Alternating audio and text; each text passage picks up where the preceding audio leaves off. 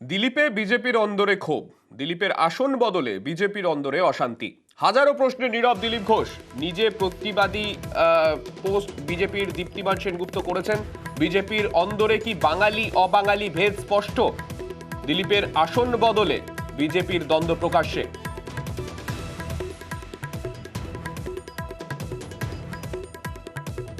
সেই পোস্ট আপনারা দেখতে পাচ্ছেন।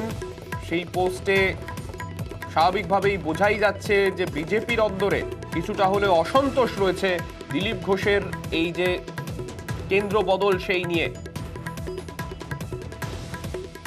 আমাদের সঙ্গে রয়েছেন আমাদের প্রতিনিধি মৈত্রেয়ীর কাছে যাব। মৈত্রেয়ী, স্বাভাবিকভাবেই দিলীপ ঘোষ কিছু বলছেন না, কিন্তু বিজেপির অন্দরে কি তাহলে ক্ষোভ বাড়ছে?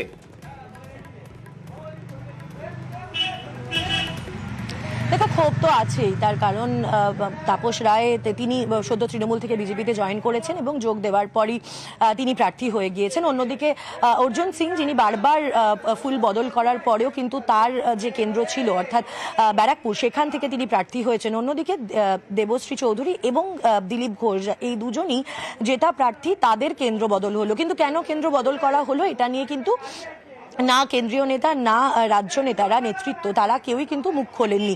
এমনকি যখন দ্বিতীয় লিস্টটা প্রকাশ হয় তখনও কিন্তু দেখা যায় যে সেটার জন্য কোনো সাংবাদিক সম্মেলন হয় না, একেবারে লিস্ট প্রকাশ করে দেওয়া হয়। ফলে সেই প্রশ্নটা, এই যে ক্ষোভের বিষয়টাই আঁচ করতে পেরে সেই অস্বস্তিকর প্রশ্ন এড়ানোর জন্যই এই লিস্ট প্রকাশ কিনা, সেই প্রশ্নও কিন্তু রয়েছে। ফলে বিজেপির অন্দরে যদি দেখা যায়, ফলে চাপা ক্ষোভ তো রয়েছে। যদিও দিলীপ ঘোষ, তাকে যখন আজকে এই ক্ষোভের সম্পর্কে জিজ্ঞেস করা হয়, তিনি যেটা বলেন যে দলের অন্দরে যদি ক্ষোভ থাকে সেটা দলের নেতৃত্ব দেখবেন। বেশ, দিলীপ ঘোষ এই প্রসঙ্গে কি বলেছেন আমি দীপ্তিমান সেনগুপ্ত তিনি এই প্রসঙ্গে কি বলেছেন প্রথমে শোনাবো, তারপর দিলীপ ঘোষ সেই প্রসঙ্গে কি বলেছেন সেটাও শোনাবো। তুমি আমাদের সঙ্গে থাকো মৈত্রী। কিন্তু দিলীপ ঘোষ, যিনি বিজেপির উত্থানের নায়ককে, তার জন্য একটা স্থায়ী আসন হয় না, তো এটা অত্যন্ত দুঃখজনক। দিলীপ ঘোষ জিতবেন, আমি এটা নিয়ে আমার কোনো প্রশ্ন নেই, উনি লড়াকু নেতা। দিলীপ ঘোষ শুধু লড়ার জন্য নয়, দিলীপ ঘোষ অন্য আসনে গিয়ে প্রচার করার লোক। সেই প্রচার করার সুযোগটা বিজেপি দল হারালো। কিন্তু অর্জুন সিং, যিনি কিছুদিন আগে এসে টিকিট পেয়ে জিতে আবার তৃণমূলে চলে গেলেন, সেই অর্জুন সিংয়ের আসনটা কিন্তু স্থায়ী থাকলো। কিন্তু তৃণমূলের কমিশন খোর মাল এগুলো যারা আসে, এদের জন্য স্থায়ী আসন থাকে। দুঃখজনক জায়গা এইখানেই। বিজেপি পুরনোদের গুরুত্ব দিচ্ছে কিনা আমি জানি না, তবে বিজেপি সৎ লোককে গুরুত্ব দিচ্ছে না। কেউ সোশ্যাল মিডিয়ায় কি লিখছে এগুলো দেওয়া দরকার নেই।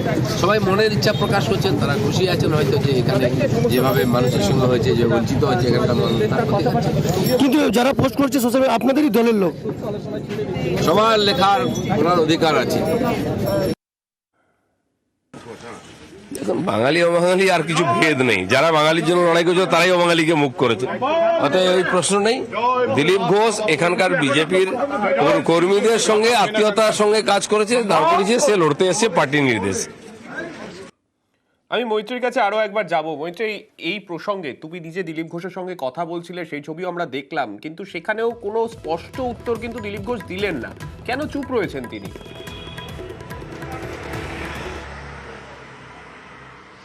দেখো, দলের একনিষ্ঠ কর্মী হিসাবেই কিন্তু আচরণ করছেন দিলীপ ঘোষ। তাকে এখনো পর্যন্ত কিন্তু দিলীপ ঘোষ এই প্রসঙ্গে, তার কেন্দ্র বদল হওয়া নিয়ে এবং তাকে নতুন কেন্দ্র দেওয়া নিয়ে তিনি কোনো মুখ খোলেননি। কোথাও গিয়ে যারা দিলীপ ঘোষের ঘনিষ্ঠ, তারাও যেটা বলছেন যে দিলীপ ঘোষ কোথাও চাইছেন যে তার জয়ই তার জবাব হোক। অর্থাৎ এই যে বর্ধমান দুর্গাপুর কেন্দ্রে তাকে পাঠানো হয়েছে, সেই কেন্দ্রে জিতেই তার জবাবটা দিতে চাইছেন। তার কারণ আমরা যদি একটু পিছনের দিকে ঘুরে তাকাই, 2019 সালের যে ভোট এবং যখন বিজেপির রাজ্য সভাপতি ছিলেন দিলীপ ঘোষ, সেই সময় কিন্তু তার একটা বড় কৃতিত্ব ছিল। যদিও সেই কৃতিত্ব তিনি পাননি, উল্টে তাকে লড়াইয়ের জন্য ঠেলে দেওয়া হয়েছে এমন একটি কেন্দ্র যেখানে তিনি একেবারে নতুন প্রার্থী হিসেবে তিনি সেখানে এসেছেন। এবং সেই জায়গায় দাঁড়িয়ে কিন্তু এখন তিনি চাইছেন যে এই কেন্দ্রে জিতে, বর্ধমান দুর্গাপুর কেন্দ্রে জিতে এবং সেই জয়ের মাধ্যমে তিনি জবাব দিতে চাইছেন। এমনটাই দিলীপ ঘোষ ঘনিষ্ঠ মহলে সূত্রে খবর। এবং তার সঙ্গে সঙ্গে কিন্তু দিলীপ ঘোষও যথেষ্ট প্রত্যয়ী। গতকাল থেকেই তিনি প্রচার শুরু করেছেন, তিনি তার কর্মীদের সঙ্গে দেখা করছেন, বর্ধমান দুর্গাপুর এলাকার কর্মীদের সঙ্গে দেখা করছেন, সাধারণ মানুষের কাছে গিয়ে ভোটের প্রার্থনা করছেন, কিন্তু একেবারেই কনফিডেন্ট তিনি। এবং তিনি বলছেন, বারবার করে তার মুখে একটা কথা শোনা যাচ্ছে যে মেদিনীপুরের পিচ তিনি তৈরি করেছিলেন বটে, কিন্তু তিনি এখনো সেই পাকা খেলোয়াড়ই রয়েছেন এবং তিনি খেলতে নেমেছেন জেতার জন্যই। ফলে এই কেন্দ্রে জেতার ব্যাপারে প্রত্যয়ী তিনি, এবং সেই জয়টাই তার জবাব হবে এবং সেই জবাবই উত্তর হবে এই পরিস্থিতির। দলের মধ্যে অন্তর্দ্বন্দ্ব রয়েছে কিনা সেই প্রশ্ন তো উঠছে, কিন্তু সেই প্রশ্নের উত্তরে দিলীপ ঘোষ কি বলেছেন শোনাবো। জানি না, আমাকে বলেছে, আমি চলে এসেছি। দলে ক্ষোভ থাকলে না থাকলে সেটা দলের লোকেরা বুঝবেন, নেতারা, আমার দায় নয়। দলের নেতারা আছেন দেখার জন্য, আমার কাজ নয়। আমার কাজ, আমাকে বলেছে ঝাঁপাও, ঝাঁপিয়েছি, জিতে এমপি দেওয়া।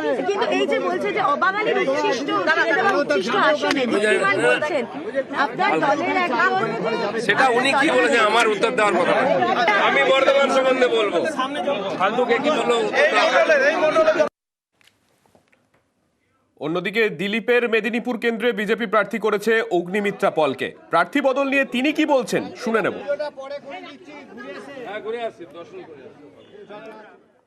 তো হয়েই থাকে, যে যেখান থেকে দাঁড়ায় সে সেখান থেকে নাও দাঁড়াতে পারে। আজকে স্মৃতি ইরানিজি, তাকে আমেঠি থেকে দাঁড় করানো হয়েছিল। পার্টি যেখানে খুশি তাকে কাউকে দাঁড় করানো, পার্টি যদি মনে করে যে সে কেপেবল, তাহলে সে যেখানে খুশি, মানে স্কাই ইজ দ্য লিমিট। ব্যক্তি এখানে একদমই ইম্পর্টেন্ট নয়, এখানে হচ্ছে পদ্ম ফুল এবং নরেন্দ্র মোদী। এখানে আর কোনো কে দিলীপ ঘোষ, কে শুভেন্দু অধিকারী, কে সুকান্ত মজুমদার, কে অগ্নিমিত্রা পাল, এখানে ডাজন্ট ম্যাটার। এখানে পদ্ম ফুলকে মানুষ ভোট দিচ্ছে, নরেন্দ্র মোদীজিকে মানুষ ভোট দিচ্ছে। এটা দেশের ভোট, এটা কাউন্সিলর ভোট নয়। যে কেন্দ্র থেকে ভোটে জিতেছেন সেখানকারই ভোটার হবেন, নিজেকেই নিজে ভোট দেবেন, এই তত্ত্ব মেনেই এগিয়েছিলেন দিলীপ ঘোষ। ভোটার কার্ডে অ্যাড্রেস চেঞ্জ করে হয়েছেন মেদিনীপুরের বাসিন্দা, কিন্তু এত কিছু করেও লাভ হলো না। এবার মেদিনীপুর থেকে টিকিটটাই পেলেন না দিলীপ ঘোষ। মেদিনীপুরে এবার পদ্মপ্রার্থী অগ্নিমিত্রা পল, দিলীপ ঘোষ পেলেন বর্ধমান দুর্গাপুরের টিকিট। ভোট গুরুত্বপূর্ণ, ভোটার কার্ডও গুরুত্বপূর্ণ। লোকসভা কিংবা বিধানসভা ভোটে দেশের যে কোনো নাগরিক যে কোনো কেন্দ্র থেকে লড়তে পারেন। ঝাড়গ্রামের বাসিন্দা দিলীপ ঘোষ 2016 সালে খড়গপুর সদর বিধানসভা কেন্দ্রের প্রার্থী হন। তারপর 2019 সালের লোকসভা ভোটে লড়েন মেদিনীপুর থেকে। বিধানসভা হোক বা লোকসভা, তার প্রিয় ময়দান মেদিনীপুর। দিলীপ ঘোষের বাড়ি ঝাড়গ্রামে, অর্থাৎ অবিভক্ত মেদিনীপুর। ভোটার কার্ডে ঝাড়গ্রামের ঠিকানা, কিন্তু সাংসদ মেদিনীপুরের, যা পশ্চিম মেদিনীপুর জেলায় পড়ে। এর জেরে সমস্যায় পড়তে হয়েছে দিলীপ ঘোষকে। তাই এবছরই ঝাড়গ্রাম বদলে মেদিনীপুরের ভোটার হন দিলীপ। ভেবেছিলেন মেদিনীপুর থেকে ভোটে লড়বেন, মেদিনীপুরেই ভোট দেবেন। লোকসভা বিধানসভায় প্রবলেম নয়, পঞ্চায়েত পুরসভায় সমস্যা হয়। আমাকে এবারে ভোটার ছিলাম না বলে খড়গপুরেতে মিউনিসিপ্যালিটির দিন থাকতে দেয়নি, ছিলাম বলে কেস দিয়েছে। যাতে কেস দিতে না পারে আমি ভোট ট্রান্সফার করেছিলাম ওখানে। মেদিনীপুরের ভোটার তো হলেন, কিন্তু এবার মেদিনীপুরের টিকিটটাই পেলেন না। আমি মেদিনীপুরে ভোট দেবো, আগে মেদিনীপুরে লড়াই করে ঝাড়গ্রামে ভোট দিতাম।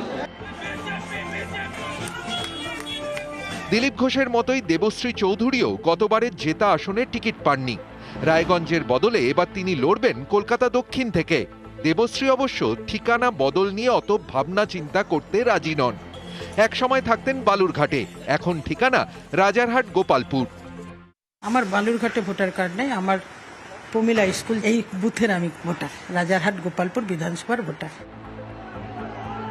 নিউজ 18 বাংলা।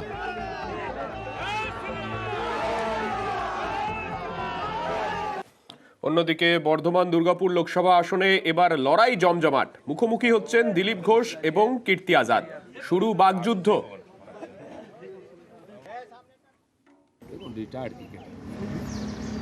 কর্মে নেই তো জিততে পারেন। গতবারে কংগ্রেসে দাঁড়িয়েছিলেন, কত ভোট পেয়েছিলেন জিজ্ঞেস করুন না। জামানত জব্দ আছে, উনি এসছেন, ভালো কথা। সিনিয়র মানুষ, সম্মানীয়, দেশের প্রতিনিধিত্ব করেছেন ক্রিকেটে, আমি সম্মান করি, কিন্তু এটা রাজনীতি। আর উনি যেখানে এসছেন সেখানকার লোক তার নাম শুননি কোনদিন। উনি কোথায় দুর্গাপুর, কোথায় বর্ধমান, কোথায় ভাতার, কোথায় মন্তেশ্বর উনি জানেন? आए हैं मैदान में तो दो हाथ होंगे। अहंकार है, भारतीय जनता पार्टी का शुरू से अहंकार रहा है।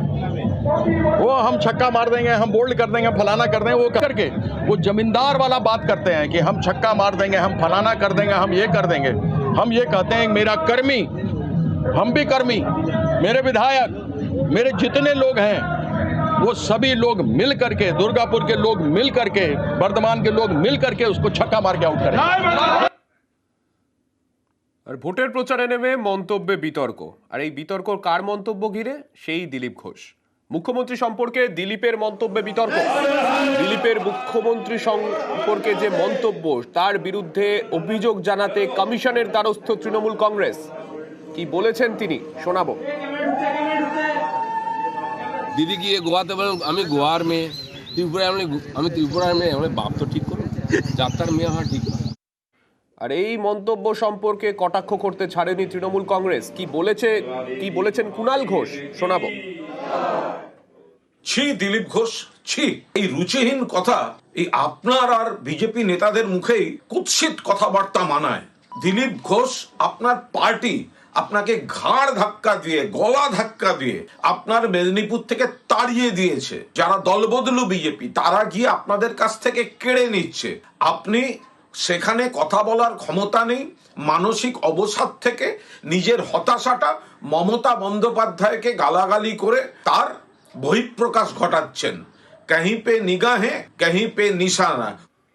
তবে নিজের মন্তব্য প্রসঙ্গে কি সাফাই দিয়েছেন দিলীপ ঘোষ শুনুন। তাদেরকে সুযোগ করে দিয়েছি বলার জন্য, মিথ্যা কথা বলেছি নাকি? মা বাপ নিজেরা ঠিক করুক, আমি কেন ঠিক করতে যাবো? তিনি সব জায়গায় বলেন আমি অমুকের মেয়ে তমুকের মেয়ে, আমি কি বললাম? আর এই দিলীপ ঘোষকে দেখে এবার গো ব্যাক স্লোগান। বর্ধমানের তৃণমূল কর্মীদের স্লোগান দিলীপকে দেখে। ভোটের প্রচারে সেখানে যখন পৌঁছন দিলীপ ঘোষ, সেই সময় তৃণমূল কর্মীরা তাকে ঘিরে ধরে গো ব্যাক স্লোগান দেন।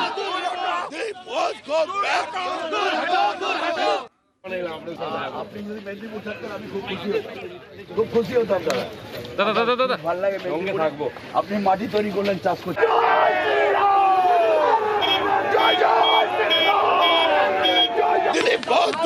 আমাদের সঙ্গে রয়েছেন আমাদের প্রতিনিধি শরদিন্দুর থেকে একটু জানতে চাইবো। শরদিন্দু, যে ছবিটা আমরা দেখতে পাচ্ছি, যে বিক্ষোভ হচ্ছে, তার মধ্যে একদিকে জয় শ্রীরাম স্লোগান শোনা যাচ্ছে, একদিকে আবার গো ব্যাক স্লোগানও শোনা যাচ্ছে। এখানে কি তৃণমূল বিজেপি দুপক্ষই ছিল? একেবারেই তুমি যেমনটি বলছিলে, কারণ বর্ধমানে আজকে দোল পালিত হচ্ছে এবং সেই পরিবেশেই জনসংযোগ করতে বেরিয়েছিলেন দিলীপ ঘোষ। এবং বর্ধমানের লোক আমবাগান এলাকায় সেখানে তিনি যখন পৌঁছান, সেখানে স্থানীয় তৃণমূল নেতা এবং কর্মীরা বসেছিল। দিলীপ ঘোষ তাদের কাছে যান, সৌহার্দ্য বিনিময় করেন। তৃণমূলের পক্ষ থেকেও তাদের সঙ্গে সৌহার্দ্যপূর্ণ ব্যবহারই করা হয়, কিন্তু তার মাঝেই কটূক্তি করে কোনো এক কর্মী এবং তাকে ঘিরেই কিন্তু উত্তেজনা তৈরি হয়ে যায়। মুহূর্তেই পরিবেশটা বদলে যায়। তৃণমূলের পক্ষ থেকে গো ব্যাক স্লোগান দেওয়া হয়, অন্যদিকে জয় শ্রীরাম স্লোগান দেয় বিজেপির পক্ষ থেকে। সব মিলে একটা উত্তেজনার পরিস্থিতি তৈরি হয়। পুলিশ মাঝে দাঁড়িয়ে দুপক্ষকে পরিস্থিতি সামাল দেয়। তারপরে দিলীপ ঘোষ ওই এলাকা থেকে চলে যান। এই যে একটা পরিস্থিতি তৈরি হলো, কারণ দিলীপ ঘোষ দেখা যাচ্ছে যে গতকাল থেকেই প্রচারে আছেন, প্রচার চলছে এবং আজকে দোলের উৎসবের দিনে তিনি সৌহার্দ্য বিনিময়ও করছিলেন তৃণমূল নেতৃত্বের সঙ্গে। তৃণমূল নেতারাও তার সঙ্গে ভালোভাবেই কথাবার্তা বলছিল, কিন্তু তার মধ্যেই কিন্তু এই পরিস্থিতিটা বদলে গেল। সাগরিক, বেশ, ধন্যবাদ।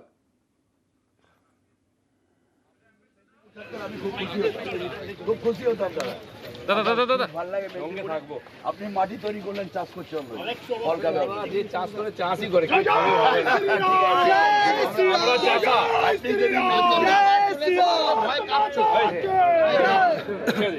মেদিনীপুরের লোক চাষা, বর্ধমানের লোক চাষা। এখন একটা কথা বলি, বলি হ্যাঁ, পুরো মত মানি। আপনি যদি মেদিনীপুর থাকতেন আমি খুব খুশি হতাম দাদা।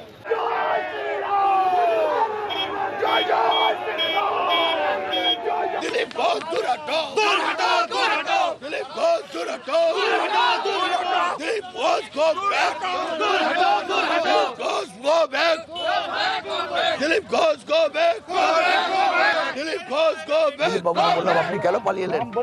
আপনাকে শুভেন্দু তাড়িয়ে দিল। বললাম তাড়িয়ে দেয়নি, পার্টি ঠিক করেছে আমাকে এখানে সিদ্ধান্ত নিয়েছে দাঁড় করাতে। আমি এসছি আপনাদের শুভেচ্ছা জানালাম, আমরা আপনাকে শুভেচ্ছা জানাচ্ছি, কিন্তু আপনি আজকে হোলি খেললেন, আমরা 4 তারিখ আপনাকে নিয়ে হোলি খেলবো।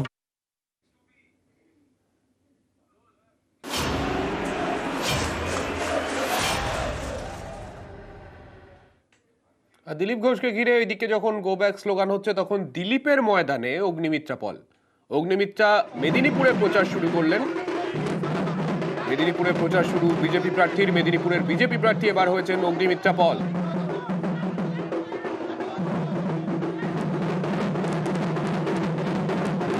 আমরা দেখেছিলাম গত পরশু যখন রাতের বেলা প্রার্থী তালিকা ঘোষণা হয়, তখনই অগ্নিমিত্রা পল জানিয়েছিলেন তিনি আজকে অর্থাৎ হোলির পরের দিনই তিনি পৌঁছে যাবেন তার কেন্দ্রে, এবং সেই মতোই আজকে সকাল থেকেই প্রচার শুরু করেছেন অগ্নিমিত্রা পল। মেদিনীপুর যে আসনে তার দাঁড়ানো নিয়ে বিজেপির অন্দরেও কোথাও গিয়ে একটা চাপা স্রোত রয়েছে বলে বারংবার কটাক্ষ করা হচ্ছে তৃণমূলের তরফে, কেননা দিলীপ ঘোষ যেখানে আগে সাংসদ ছিলেন সেই জায়গাতে এবার অগ্নিমিত্রা পলকে টিকিট দেওয়া হয়েছে।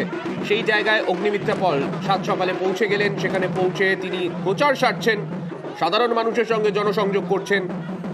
সেই ছবি দেখতে পাচ্ছেন আপনারা। আমাদের সঙ্গে রয়েছেন আমাদের প্রতিনিধি উজ্জ্বল। উজ্জ্বলের থেকে জানতে চাইবো, উজ্জ্বল, দিলীপ ঘোষের ময়দান, দিলীপ ঘোষের এতদিনের একটা সাজানো সংগঠন, সেই জায়গায় অগ্নিমিত্রা পল তিনি গেলেন প্রচার করতে। কিরকম সাড়া পাচ্ছেন তিনি সেখানে? দেখো, প্রথমত বলি যে এই জায়গাতে আসার পর থেকে দেখতে বিভিন্ন জায়গায় তাকে সংবর্ধনা দেওয়া হচ্ছে। তিনি প্রথম দিন আসার পর থেকেই তার যে প্রচারের কাজ তিনি শুরু করছেন, এবং বক্তব্যে একটা কথাই তার বারবার করে বলছেন যে দিলীপ ঘোষের হাত ধরে তার রাজনীতিতে আসা, এবং এই জায়গাতে তিনি আসার পর থেকেই তার যে প্রচার, সেই প্রচারে বারবার করে দিলীপ ঘোষের নামটাই বলছেন। কিন্তু একটা বিষয়, এখানকার যে সংগঠক যারা রয়েছেন তাদেরকে তিনি বার্তাটা দেওয়া যে দিলীপ ঘোষের সঙ্গে তিনি রাজনীতি করেছেন, এবং দিলীপ ঘোষের প্রশ্রয় বা দিলীপ ঘোষের আশীর্বাদ তার সঙ্গে আছে, এটাই তিনি বারবার করে প্রচারে বলছেন। এবং একই সঙ্গে এক মিনিট বলার যে তিনি এটাও বলছেন দিলীপ ঘোষ তার নেতা, এবং প্রচারে কিন্তু তিনি থাকবেন। সব মিলিয়ে বলা যেতে পারে দিলীপ ঘোষের যে ভাবমূর্তি সেটাকেই নির্বাচনে কাজে লাগাতে চান অগ্নিমিত্রা পল। বেশ, ধন্যবাদ। সত্যি অভিভূত, এত কার্যকর্তাদের ভালোবাসা, সম্মান, সাধারণ মানুষ বাইরে দাঁড়িয়ে রয়েছে অভ্যর্থনা করার জন্য। আমি সত্যি অভিভূত, এবং এটা সম্ভব হয়েছে দিলীপ দার জন্য। আজকে সাধারণ মানুষের জন্য যে কাজ করেছেন সাংসদ হিসেবে, এবং অফকোর্স নরেন্দ্র মোদীজি। আত্মবিশ্বাসী এখানে আসার আগেও ছিলাম, কারণ দিলীপ দার আন্ডারে আমি কাজ করেছি। আমি জানি দিলীপ দার মানে কতটা দক্ষ সংগঠক উনি। তবে আজকে সামনে এই এত ভালোবাসা, আমি সত্যি ইমোশনাল হয়ে যাচ্ছি একদম।